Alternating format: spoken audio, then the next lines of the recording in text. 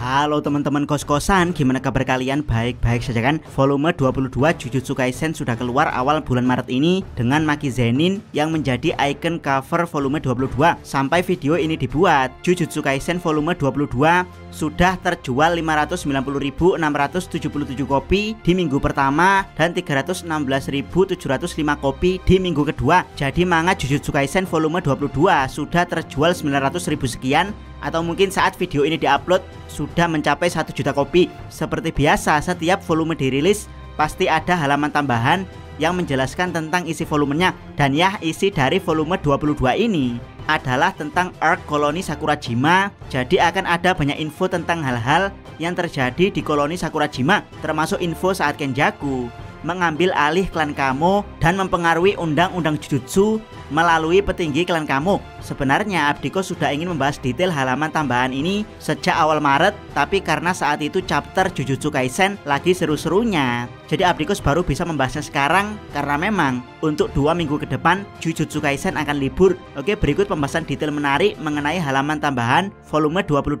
Jujutsu Kaisen. Check it bro. Detail pertama, cara Kenjaku menguasai klan Kamo. Buat yang tidak tahu background Noritoshi Kamo, ayahnya adalah seorang kepala klan Kamo yang mempunyai istri sah yang juga seorang Kamo.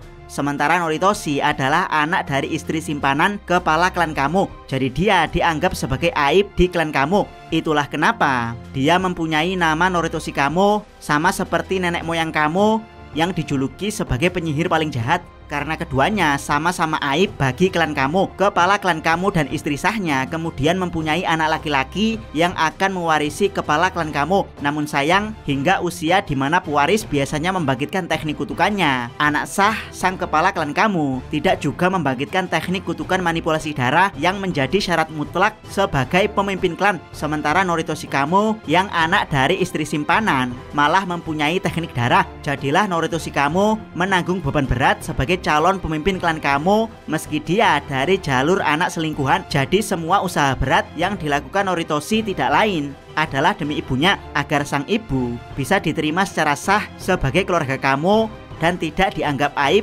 jika kelak Noritoshi Kamo berhasil menjadi pemimpin klan. Nah, Kenjaku ini memutus usaha Noritoshi Kamo dengan langsung membunuh kepala klan Kamo, yaitu ayah Noritoshi, lalu mempengaruhi tetua klan Kamo untuk segera memilih pemimpin pengganti. Karena memang Noritoshi Kamo belum siap, jadilah Noritoshi Kamo terusir dari klan dan gagal mengangkat derajat sang ibu. Meski begitu, dia masih seorang penyihir Jujutsu, atau lebih tepatnya seorang murid kelas 3 SMK Jujutsu. Dia pun memotong rambutnya dan ikut membantu para penyihir Jujutsu di Cooling Game. Bahkan di sini diceritakan bagaimana Kamo akhirnya memotong rambutnya drastis menjadi pendek, yaitu karena dia bukan lagi calon pemimpin Kamo. Jadi dia kehilangan akses pembiayaan dari klan. Untuk itulah dia harus berhemat sehingga memilih memotong rambutnya di tukang cukur rambut pengkolan seharga 1000 yen atau 130.000 rupiah. Oh ya, cukur rambut 130.000 untuk ukuran orang Jepang itu murah ya, karena biasanya cukur rambut di salon biayanya bisa sampai setengah juta rupiah. Meskipun Noritoshi gagal menjadi pemimpin klan, tapi dia masih bisa menghasilkan uang dengan menjalankan misi dari markas pusat Jujutsu. Detail kedua, efek Sonic Boom dan efek Doppler dari teknik kutukan Naoya. Kita tahu kalau Naoya Zenin menjadi penyihir Jujutsu tercepat setelah Gojo Satoru. Sebenarnya kalau dari segi pergerakan, Naoya ini yang tercepat, tapi karena Gojo bisa teleport, jadi dia bisa mengalahkan kecepatan Naoya. Nah, di arc koloni Sakurajima, kita melihat kecepatan maksimal Naoya, yaitu lebih cepat dari kecepatan suara, atau yang lebih kita kenal sebagai supersonic, yang menghasilkan efek Sonic Boom. Di halaman tambahan volume 22 terungkap kalau GG Akutami sebenarnya ingin menggambar efek Sonic Boom Naoya saat pertarungan pertamanya melawan Maki. Namun karena pertarungan keduanya di perbukitan, jadi GG tidak bisa menggambar efeknya dengan maksimal. Barulah di koloni Sakurajima ini GG Akutami bisa menggambar efek Sonic Boom dari teknik kutukan Naoya yang mampu menghancurkan kaca gedung. Selain efek Sonic Boom, teknik kutukan Naoya juga menghasilkan efek Doppler. Buat yang tidak tahu apa itu efek Doppler, ini adalah efek dari suara yang kita dengar berbeda dengan suara aslinya. Contohnya suara sirine ambulan yang teman-teman dengar dari kejauhan itu sebenarnya berbeda dengan suara ambulan ketika mendekat. Yap, kenapa bisa terjadi? Karena gelombang kecepatan suara ambulan pergerakannya lebih cepat dari pergerakan ambulan itu sendiri.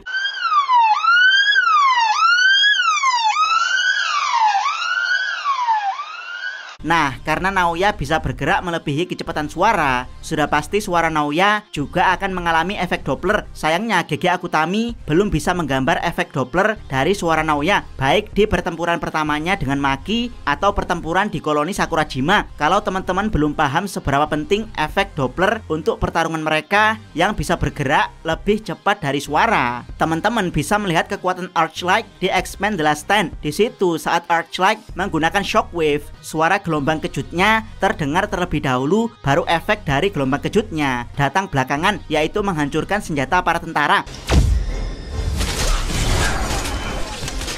Nah, efek Doppler Naoya ini kebalikan dari Shockwave Arclight, yaitu efek dari pukulan Naoya sudah terjadi, tapi suara dari pukulannya baru terdengar sepersekian detik kemudian. Jadi semacam plak, wush. Dan itu yang belum bisa digambar GG Akutami di manganya. Semoga saja diwujudkan ketika diadaptasi menjadi anime.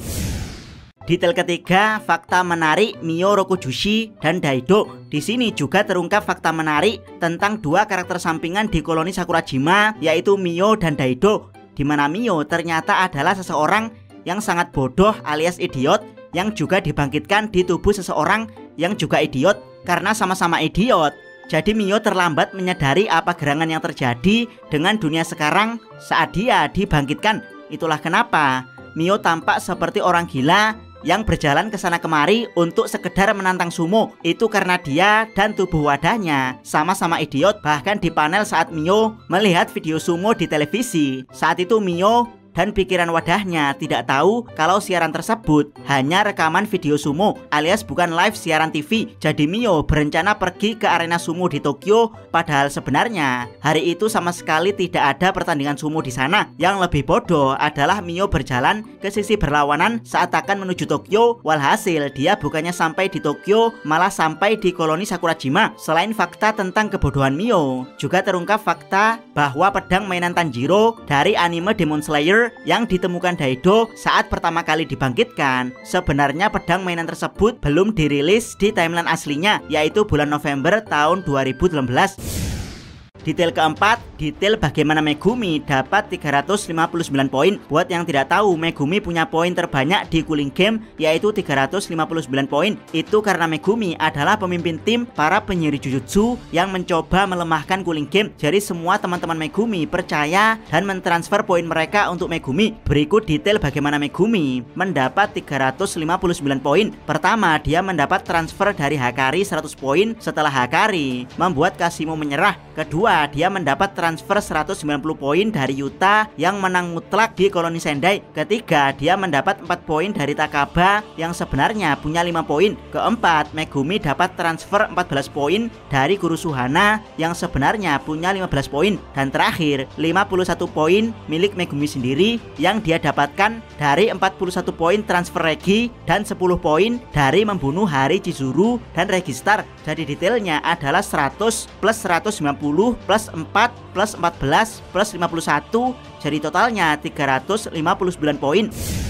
Detail kelima, Gojo Satoru adalah pemimpin klan Gojo. Sebenarnya di halaman tambahan ada penjelasan detail mengenai perjanjian tertulis alias Memorandum of Understanding dalam kurung MOU antara 3 klan utama Jujutsu, yaitu Kamo, Zenin, dan Gojo. Tapi karena isi perjanjian tersebut sangat panjang, bahkan sampai 3 lembar, nanti akan Abdikos buatkan video khusus tentang detail pembahasan isi perjanjian tersebut secara terpisah. Yang ingin Abdikos bahas di sini adalah catatan penting di perjanjian tersebut yang menyebutkan kalau Gojo Satoru ternyata adalah pemimpin dari klan Gojo. Fakta ini menjawab beberapa misteri yang menyelimuti Satoru serta klan Gojo-nya yang sangat misterius, seperti misteri bagaimana bisa Gojo membayar Mei Mei yang mata duitan, misteri bagaimana Gojo mengambil alih Haasu Megumi dan Sumiki dari klan Zenin, dan terakhir misteri bagaimana petinggi Jujutsu selalu nurut ketika Gojo sudah mengambil alih, seperti mengambil alih eksekusi Yuta dan Yuji. Yap, ternyata semua itu karena Gojo Satoru adalah pemimpin klan Gojo. Jadi Gojo bukan hanya kuat dari segi kemampuan, tapi juga kuat dari segi power dan keuangan karena dia adalah seorang pemimpin klan. Oke teman-teman, demikian pembahasan detail menarik mengenai halaman tambahan Jujutsu Kaisen volume 22. Sampai jumpa di pembahasan isi dari perjanjian 3 klan utama Jujutsu, yaitu Gojo, Kamo, dan Zenin, yang tentu saja isinya tidak kalah menarik dari detail halaman tambahan volume 22. Jangan lupa subscribe channel Takos dan jangan lupa share video ini. Salam Mi.